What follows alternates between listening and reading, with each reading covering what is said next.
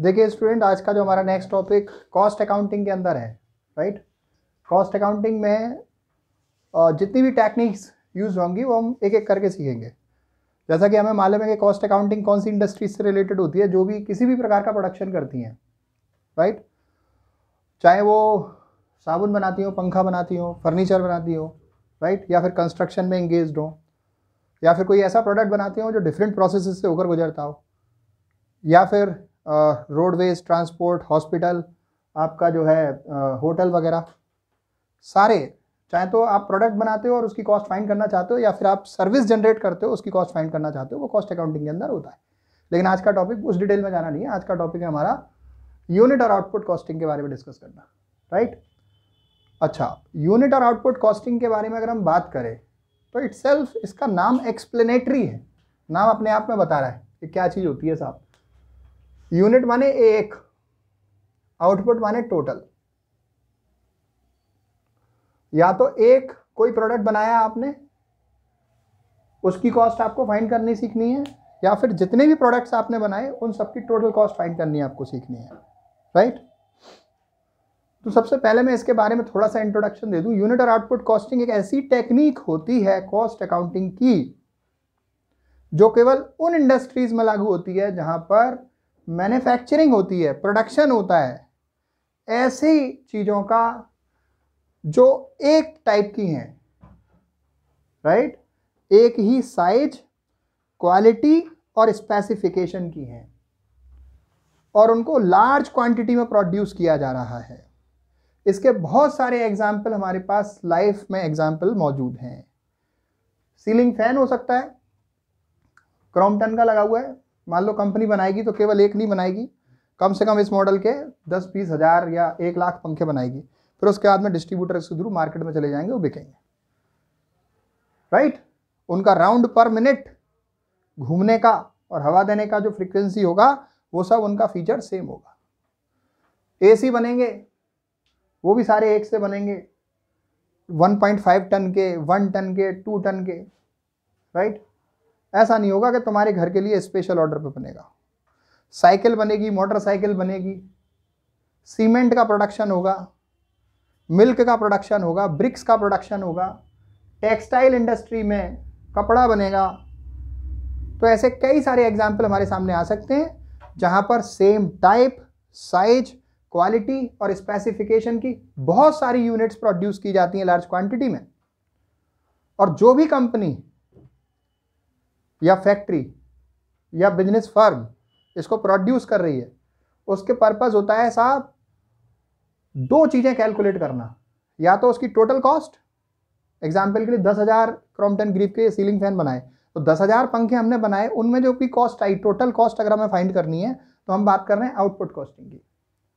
10,000 ceiling fans की total cost अगर हमें फाइंड करनी है तो हम बात कर रहे हैं आउटपुट कॉस्टिंग की।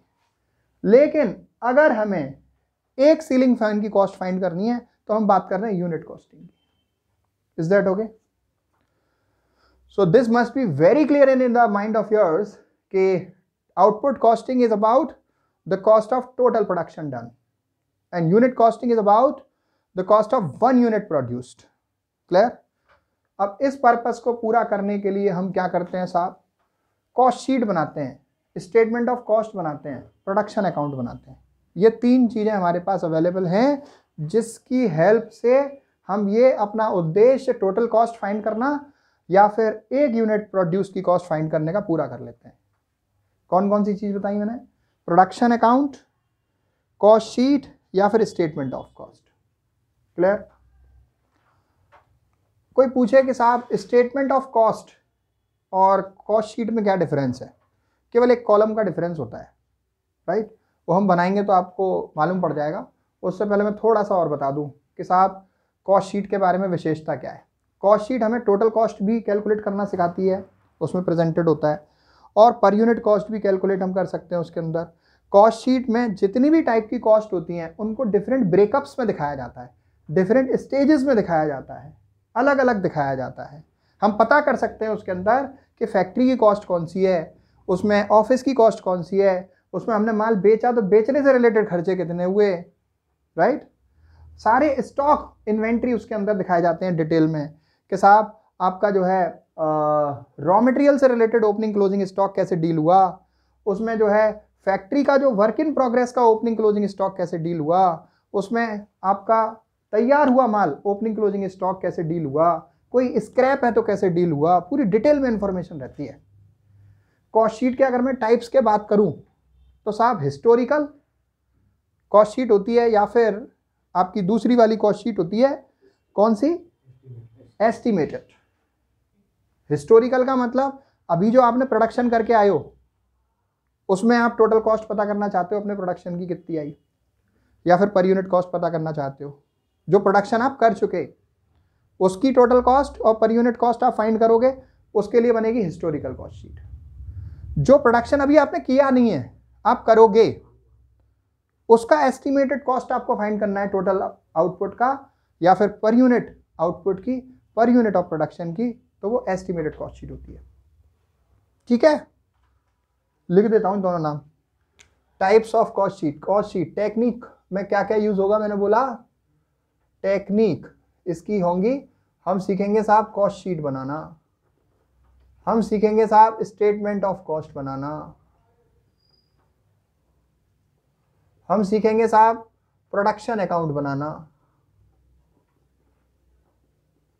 अच्छा, कॉस्ट शीट के टाइप बताए मैंने आपको, कॉस्ट शीट के टाइप बताए मैंने आपको, एक हिस्टोरिकल बताया मैंने आपको, एक हो गया एस्टिमेटेड।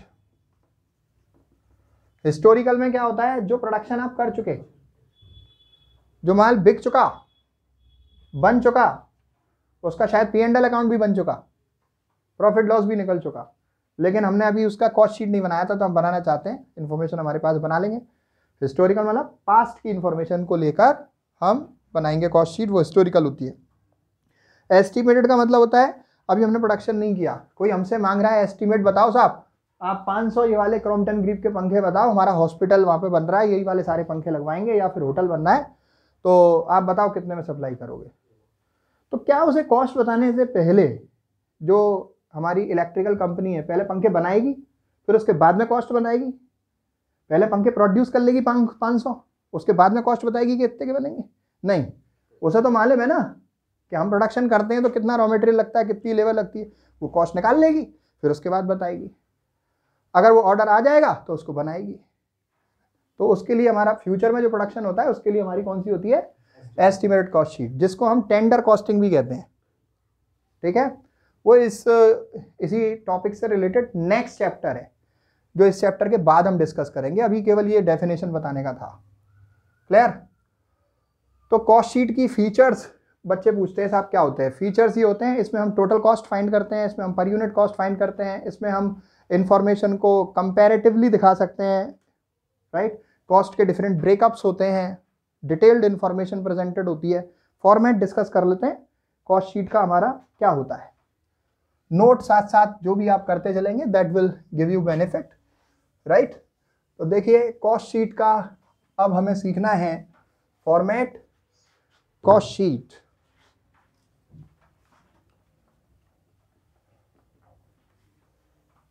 कॉस्ट शीट का फॉर्मेट सीखने से पहले मैं ये चाहूंगा कि आप डिफरेंट स्टेजेस जो होती हैं ना इसकी, उसके नाम को बहुत अच्छे से याद कर लें।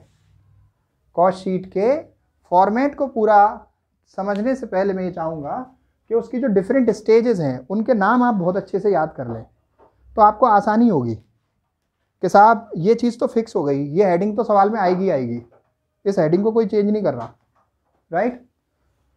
तो सबसे पहली जो हेडिंग इसके अंदर जो कंपलसरी है, इतने गैप के लिए मैं लिख दे रहा हूँ, इतना गैप छोड़ दूंगा इसमें। ए पॉइंट है हमारा raw material consumed, raw material consumed, ये हेडिंग हमारी कॉस्ट शीट में कंपलसरी होती है। क्लियर? फिर इसके बाद में हमारी जो दूसरी हेडिंग कंपलसरी होती है वो होती है हमारी प्राइम कॉस्ट, राइट। इनको कॉस्ट शीट में डायरेक्टली इस तरीके से लिखने के लिख तो लेना फॉर्मेट में, लेकिन उसके अलावा आप अलग से भी कहीं ABC करके नोट कर लो, राइट, कि इनको आप अलग से टिप्स पे याद कर सको कि पहला एलिमेंट्स ऑफ कॉस्ट, पहला एलिमेंट्स ऑफ कॉस्ट क्या होता है, रॉ मटेरियल कंज्यूम्ड। दूसरा एलिमेंट ऑफ कॉस्ट क्या होता है, प्राइम कॉस्ट। जो तीसरा एलिमेंट ऑफ कॉस्ट होता है वो होता है फैक्ट्री कॉस्ट।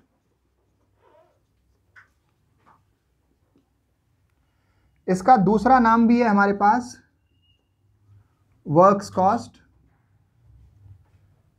इसका दूसरा नाम भी है हमारे पास वर्क्स कॉस्ट। फिर इसके बाद जो नेक्स्ट होता है हमारे पास वो होता है ऑफिस कॉस्ट। ऑफिस कॉस्ट या उसको हम कह देते हैं total cost of production.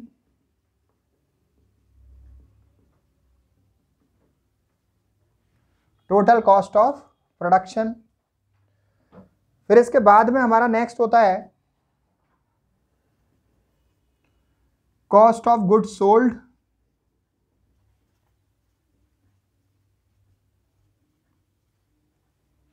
Right. इसके बाद में हमारा होता है कॉस्ट ऑफ सेल्स। इसके बाद में हमारा होता है प्रॉफिट या लॉस। प्रॉफिट ही होगा यार, लॉस का होगा प्रॉफिट। इसके बाद में हम जोड़ देते हैं जब हम प्रॉफिट को इसमें, तो जो अमाउंट आता है हमारा वो कहलाता है सेल्स। सेल्स तक पहुंचने में हमें इन सारी स्टेजेस को फॉलो करना होता है। I repeat, raw material consumed, second is prime cost, and third is factory cost या फिर वर्क्स कॉस्ट। फिर उसके बाद में आपका जो है ऑफिस कॉस्ट या टोटल कॉस्ट ऑफ प्रोडक्शन। इसके दो नाम है, ऑब्लिक करके जो मैं लिख रहा हूं वो बहुत सिग्निफिकेंट मीनिंग है उसका कि जब आप सवाल करोगे चाहे एग्जाम्पल हो जो क्वेश्चन, तो उसमें इस नाम से होगा ये जानकारी या फिर इस नाम से होगा।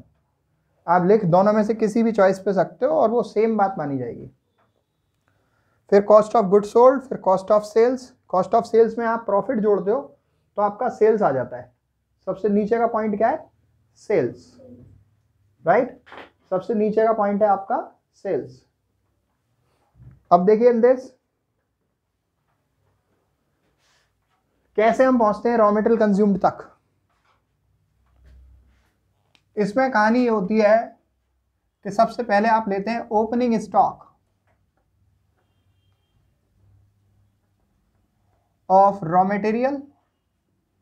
Opening stock of raw material आप ले लेते हैं, इसमें आप ऐड कर देते हैं परचेज ऑफ रॉ मटेरियल। आप फुल नोट कीजिएगा, परचेज ऑफ रॉ मटेरियल। इसको आप ऐड कर देते हैं। फिर इसमें आप ऐड करते हो इनवर्ड एक्सपेंसेस। ये इनवर्ड और आउटवर्ड से बच्चे कंफ्यूज होते हैं, स्टूडेंट कंफ्यूज होते हैं।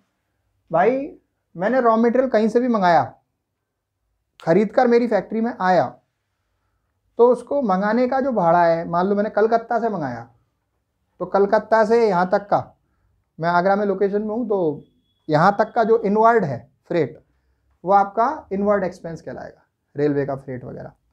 और मंगाने के बाद में फिर मैंने उसको अनलोड कराया ट्रांसपोर्टेशन से, ट्रक से, ढुलाई लगी, कैरेज वगैरह, तो वो मेरा इनवर्ड एक्सपेंसेस है। राइट, तो जितना भी रॉ मटेरियल को मंगाने का खर्चा है, चाहे वो फ्रेट के रूप में हो, भाड़े के रूप में हो, ढुलाई के रूप में हो, वो सारे मेरे इनवर्ड एक्सपेंसेस होते हैं। और जब मैं माल बना लूँगा और बेचने के लिए भेजूँगा, तो बेचने का जो मैं भाड़ा, बेचने के लिए जहाँ भेजूँगा वहाँ का जो भाड़ा दूंगा वो आउटवर्ड होगा, वो हमारा सेलिंग एक्सपेंस होता है। राइट, कॉस्ट ऑफ सेल्स का पार्ट होता है वो। ठीक है, आउटवर्ड एक्सपेंसेस। और बेचने के लिए मैं पहुंच गया माल, फिर उसको हम अनलोड करा रहे हैं, ढुलाई देंगे सामान को उतारने की, राइट, बेचने से रिलेटेड, तो वो आउटवर्ड एक्सपेंसेस होता है। तो जितने भी इनवर्ड हैं वो यहाँ पे आएंगे। फिर इसके बाद अब वो आप समझ सकते हो, फ्रेट है, कैरियज है, एटसेट्रा लिख दीजिए। तो इसके बाद जो अमाउंट आएगा उसमें से आपको लेस करना है scrap, scrap of raw material. अब ये स्क्रैप का भी फंडा बड़ा जबरदस्त है। स्क्रैप आपका जो है दो तरीके का होता है। एक तो सामान आपने जो है मंगाया और मंगाने के बाद में स्टार्टिंग में ही पता चल गया रॉ मटेरियल की शेप में ही है वो, अभी उसकी शेप चेंज नहीं हुई, अभी हमने प्रोडक्शन में मशीन में प्रोसेस नहीं किया उसको, रॉ मटेरियल की शेप में ही उसको हमें पता चल गया ये ख़राब निकला है। अब ख़राब निकला है तो ख़राब चीज़ से आपको प्रोडक्शन करना तो नहीं चाहिए, या तो आप तुरंत वापस कर दो तो उसे हम कह देंगे परचेज रिटर्न, तो वो लेस हो जाएगा यहाँ पर, या फिर उसको आप स्क्रैप मान लो और किसी दूसरी बिजनेस में वो प्रोडक्शन में यूज़ होता है तो उसको बेच दो, राइट। तो एक तो होता है रॉ मटेरियल का स्क्रैप जो यहाँ पे लेस होगा, क्लियर। और एक स्क्रैप होता है प्रोडक्शन करते समय, मशीन से प्रोसेस हो गया हमारा माल, अभी वो रॉ मटेरियल की शेप में नहीं है, उसकी शेप चेंज हो गई, मशीन से प्रोसेस हो रहा है, प्रोडक्शन करते समय उसकी कतरन बच रही है, कुछ वेस्ट बच रहा है, राइट, डिल्यूटेड फॉर्म में है वो, तो वो आपका जो है अगर आप बेच सकते हो किसी और के काम आ जाता है तो वो आपका जो है इसमें आएगा फैक्ट्री कॉस्ट में। तो एक स्क्रैप होता है रॉ मटेरियल का, एक स्क्रैप होता है प्रोडक्शन का। रॉ मटेरियल का स्क्रैप यहाँ पे आता है, प्रोडक्शन का स्क्रैप यहाँ पे आता है, सवाल को देख के आपको पहचानना होगा कि कौन सा है वो। एक स्क्रैप होता है मशीन का, वो मशीन की डेप्रिसिएशन के काम में आता है, तो वो फैक्ट्री कॉस्ट का पार्ट है, ठीक है ना। तो यहाँ हम बात कर रहे थे मटेरियल के स्क्रैप की, वो इस मटेरियल का स्क्रैप हो सकता है रॉ मटेरियल से रिलेटेड है तो यहाँ लेस होगा, प्रोडक्शन का स्क्रैप है तो फैक्ट्री कॉस्ट में लेस होगा, और मशीन का स्क्रैप है तो डेप्रिसिएशन कैलकुलेट करने में यूज होगा, राइट। 3 स्क्रैप बता दिए, ध्यान रखिएगा। फिर इसके बाद आपको लेस करना है साहब क्लोजिंग स्टॉक।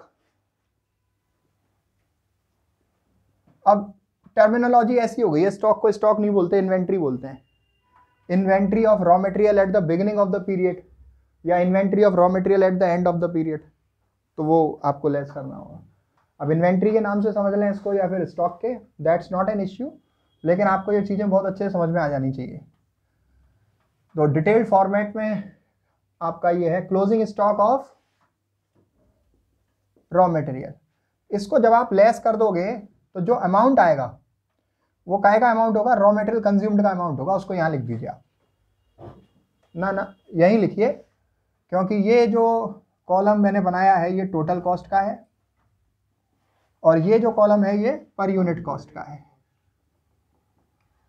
राइट।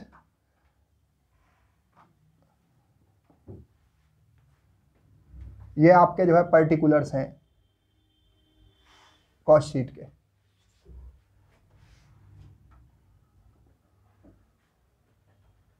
सबसे पहले हमें यहाँ लिखना होता है ऊपर, इस पे भी फंडा है कि जब कॉस्ट शीट आप बनाते हो तो ऊपर यहाँ पे लेफ्ट में लिख लेते हो आपका टाइम कि कितने टाइम का है, फॉर 1 मंथ 2 मंथ, जितने भी टाइम का है वो आप यहाँ लिख दोगे, और जो भी आपका आउटपुट है वो आप यहाँ पे लिख देते हो राइट टॉप पे कि कितनी यूनिट आपने बनाई, 10,000 यूनिट बनाई, 5,000 यूनिट बनाई, जितनी बनाई वो आउटपुट आप लिख देते हो, क्लियर। तो अभी मैंने क्या बताया आपको, रॉ मटेरियल कंज्यूम्ड कैसे फाइंड होगा ये हमने बता दिया आपको। इसके बाद प्राइम कॉस्ट तक पहुंचने के लिए आपको क्या करना होगा, आपको ऐड करने होंगे जितने भी डायरेक्ट एक्सपेंसेस हैं,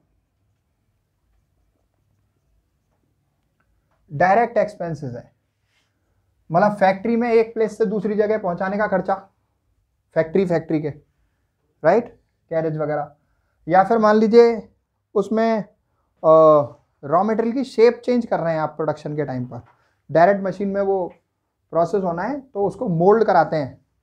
जैसे मान लो कोई बड़े बड़े पाइप मंगा लिया आपने या लोहा मंगाया, उसको गलाया, फिर उसकी कास्टिंग कराई पाइप के रूप में गला के उसको, तो स्टार्टिंग के इस तरीके के जो खर्चे होते हैं वो हमारे डायरेक्ट एक्सपेंसेस होते हैं, क्लियर। तो वो हम जो है यहाँ पर ऐड कर देते हैं, डायरेक्ट एक्सपेंसेस कह लो उनको या फिर डायरेक्ट चार्जेस कह लो।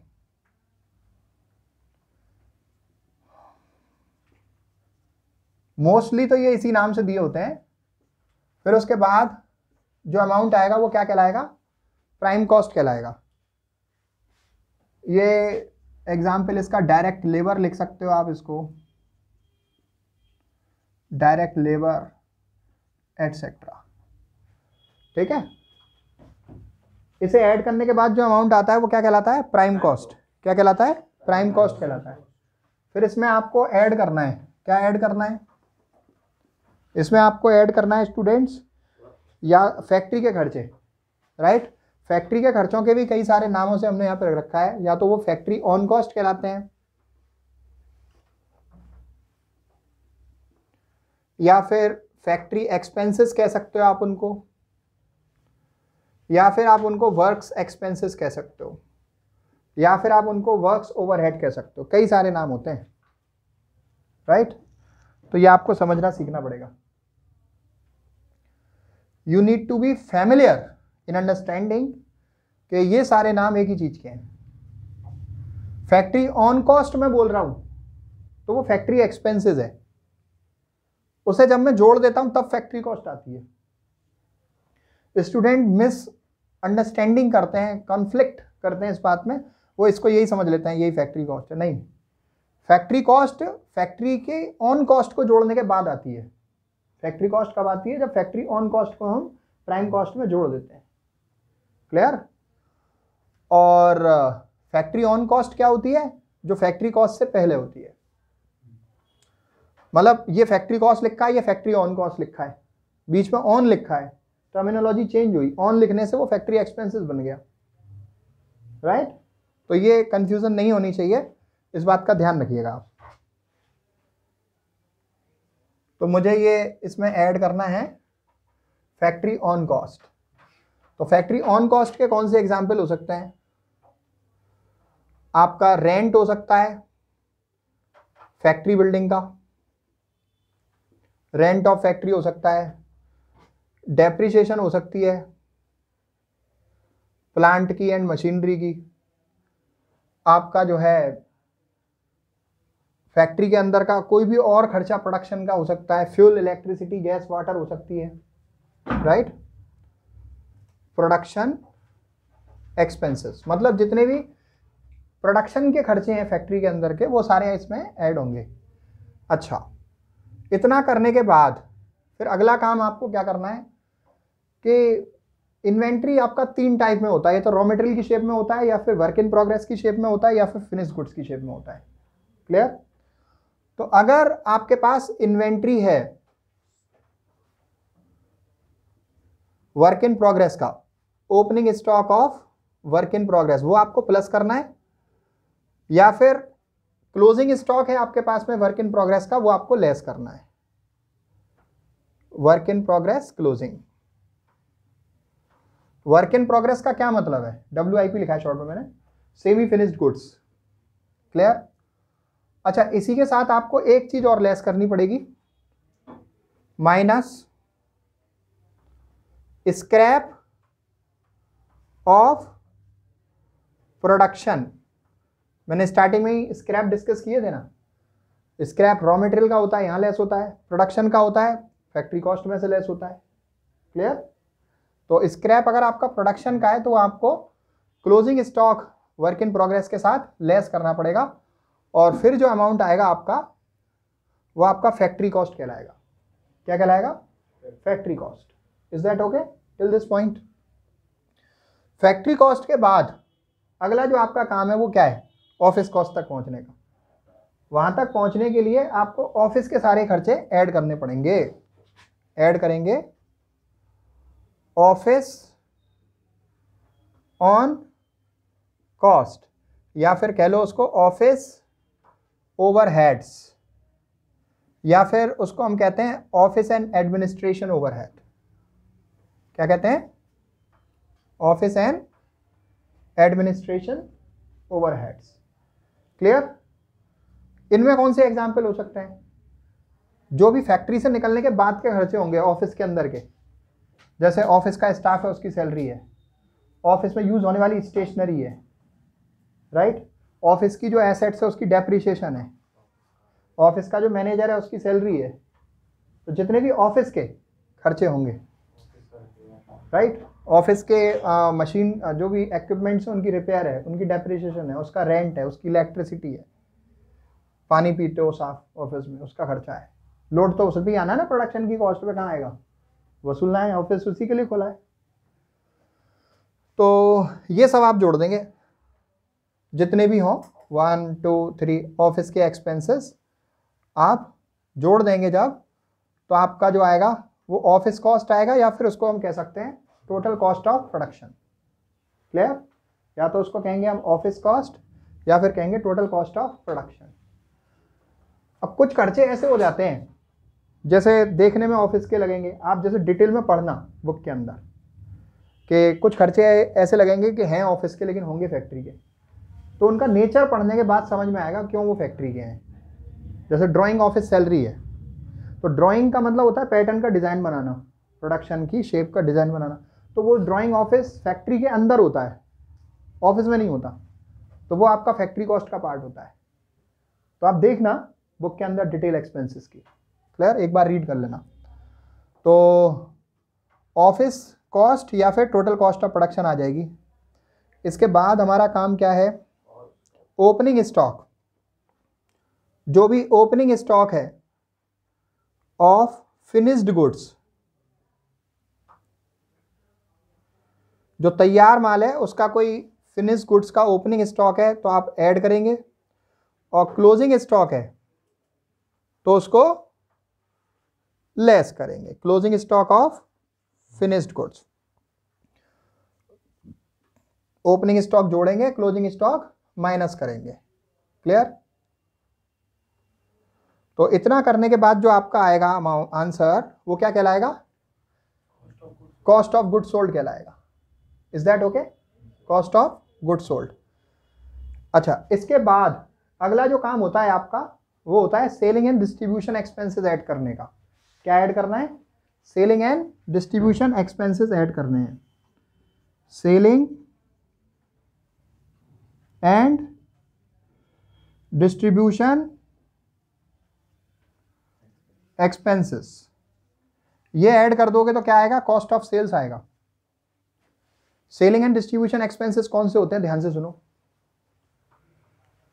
भाई, सेल करने से रिलेटेड जितने भी खर्चे होंगे वो आपके सेलिंग एंड डिस्ट्रीब्यूशन एक्सपेंसेस होंगे। सेल करने से रिलेटेड खर्चे सुनो, जैसे डिलीवरी वैन एक्सपेंसेस, सामान बना लिया, डिलीवरी वैन्स होती हैं, आपने देखा होगा सुबह ही सुबह मॉडर्न ब्रांड की आपकी एक आता है ऑटो टेम्पो, तो डिलीवरी वैन है वो सप्लाई करता है डिफरेंट शॉप्स पे, तो उसके खर्चे आपके सेलिंग एंड डिस्ट्रीब्यूशन एक्सपेंसेस हैं। आप कस्टमर्स को कोई डिस्काउंट देते हो, प्राइस डिस्ट्रीब्यूशन करते हो, ऑफर देते हो, फ्री सैंपल देते हो, वो सेलिंग एंड डिस्ट्रीब्यूशन एक्सपेंसेस है। सेल्स मैनेजर की सैलरी, सेल्स मैनेजर को दिया जाने वाला कमीशन, सेल्स ऑफिस का रेंट, सेल्स ऑफिस की एसेट्स की डेप्रिसिएशन, राइट? और आपका जो है कोई भी बैड डेट्स अगर आपका हो गया, कोई आप उधार माल बेचा, पैसा डूब गया, नहीं वसूल पाए आप कस्टमर से, तो इसमें दिखा सकते हैं। कोई भी एडवर्टीजमेंट, कोई भी प्राइस, कोई भी आपने कोई सेलिब्रेशन किया, राइट, कस्टमर्स को अट्रैक्ट करने के लिए, कस्टमर को किसी भी तरीके का कोई बेनिफिट दिया, या आपका जो है सेल्स से रिलेटेड कोई भी एक्सपेंस हुआ, तो वो सारे आपके सेलिंग एंड डिस्ट्रीब्यूशन एक्सपेंसेस होते हैं, जिनको आप यहाँ ऐड करोगे किसमें? कॉस्ट ऑफ गुड्स सोल्ड में। तो क्या आएगा? Cost of sales. इसमें फिर प्रॉफिट जोड़ोगे, वो प्रॉफिट का परसेंटेज कॉस्ट पे होगा या सेल पे होगा, जैसा सवाल में दिया होगा वैसे करना होगा, फिर आप सेल तक पहुंचोगे। अभी एक ब्रीफ रिकैप दे देता हूं मैं आपको, कैसे आप इसको करोगे। सबसे पहला काम इसको याद करने का ये है साहब, ये हेडिंग्स आप लर्न कर लीजिए इन माइंड, कि फर्स्ट हमारा स्टेज होता है रॉ मटेरियल कंज्यूम्ड पे पहुंचना, सेकंड स्टेज होता है हमारा प्राइम कॉस्ट पे पहुंचना, थर्ड स्टेज हमारा होता है फैक्ट्री कॉस्ट पे पहुंचना, फोर्थ स्टेज होता है ऑफिस कॉस्ट या फिर टोटल कॉस्ट ऑफ प्रोडक्शन पे पहुंचना, फिर इसके बाद कॉस्ट ऑफ गुड्स सोल्ड पे पहुंचना, फिर उसके बाद कॉस्ट ऑफ सेल्स पे पहुंचना, फिर इसके बाद प्रॉफिट जोड़ के सेल्स पे पहुंचना। बीच में ये सारी इंफॉर्मेशन फीडअप होती है, ये रॉ मटेरियल कंज्यूम्ड की पूरी वर्किंग है, और डायरेक्ट चार्जेस जोड़ के प्राइम कॉस्ट है, फैक्ट्री के खर्चे जोड़ रहे हो आप, ओपनिंग स्टॉक और WIP जोड़ रहे हो, क्लोजिंग घटा रहे हो, तो क्या आ रहा है? फैक्ट्री कॉस्ट आ रहा है। और फिर उसके बाद आपका जो है ऑफिस के खर्चे जोड़ रहे हो, ऑफिस कॉस्ट या टोटल कॉस्ट आ रहा है। Opening stock of finish good जोड़ रहे हो, क्लोजिंग घटा रहे हो, कॉस्ट ऑफ गुड सोल्ड आ रहा है। मतलब मैं ये पूछूंगा आपसे, या फिर आपको मालूम होना चाहिए कि कॉस्ट ऑफ प्रोडक्शन या फिर कॉस्ट ऑफ गुड सोल्ड में काय का डिफरेंस है? स्टॉक एडजस्ट हो गया फिनिश गुड्स का, ये डिफरेंस है, राइट। फिनिश गुड्स का ओपनिंग जुड़ गया, क्लोजिंग घट गया, तो अब जो कॉस्ट आई वो काय की होगी? केवल कॉस्ट ऑफ गुड्स सोल्ड की। पहले जितना प्रोड्यूस किया था उसकी कॉस्ट थी, समझ में आई? इसमें आपने पिछले साल का बचा हुआ बना हुआ ओपनिंग जोड़ दिया, इस साल में जो बिक नहीं पाया घटा दिया, तो जो बेचा है उसकी कॉस्ट आ गई। सेलिंग एंड डिस्ट्रीब्यूशन एक्सपेंस जोड़ दिए, तो जो माल बेचा है उसकी कॉस्ट, सेल के खर्चे जोड़ने के बाद क्या बन रही है? प्रॉफिट जोड़ के सेल्स। अब आउटपुट आपने सपोज 10,000 क्रॉम्पटन ग्रीव्स के सीलिंग फैन की कॉस्ट निकाली है, ये आपको एक की निकालनी है, तो जितने भी ये अमाउंट्स लिखे हुए हैं इन सबको 10,000 से डिवाइड करते हुए चलेंगे, तो एक यूनिट की कॉस्ट आती जाएगी। एक यूनिट का रॉ मटेरियल कंज्यूम्ड, एक यूनिट की प्राइम कॉस्ट, एक यूनिट की फैक्ट्री कॉस्ट, एक यूनिट की office cost, cost of sales, profit sales. तो अब ये कॉस्ट शीट हो गई। कोई पूछे स्टेटमेंट ऑफ कॉस्ट और कॉस्ट शीट में क्या डिफरेंस होता है? क्योंकि तीन चीज बनाते हैं ना हम, स्टेटमेंट ऑफ कॉस्ट बनाते हैं, कॉस्ट शीट बनाते हैं, प्रोडक्शन अकाउंट बनाते हैं। तो डिफरेंस केवल इस कॉलम का होता है कि जो कॉस्ट शीट है उसके अंदर टोटल कॉस्ट के साथ साथ पर यूनिट का भी कॉलम होता है, लेकिन स्टेटमेंट ऑफ कॉस्ट बनेगा तो उसमें केवल टोटल कॉस्ट का कॉलम बनेगा, पर यूनिट कॉस्ट का कॉलम नहीं बनेगा, ठीक है। और जो एक्सपेंसेस हैं या तो उनके एक्चुअल अमाउंट्स क्वेश्चन में दे रखे होंगे या फिर वो परसेंटेज के बेसिस पे हमें लेने होंगे। आगे एक न्यूमेरिकल डिस्कस कर लेंगे और ज़्यादा अच्छे से सीखने के लिए, ठीक है। Thank you so much.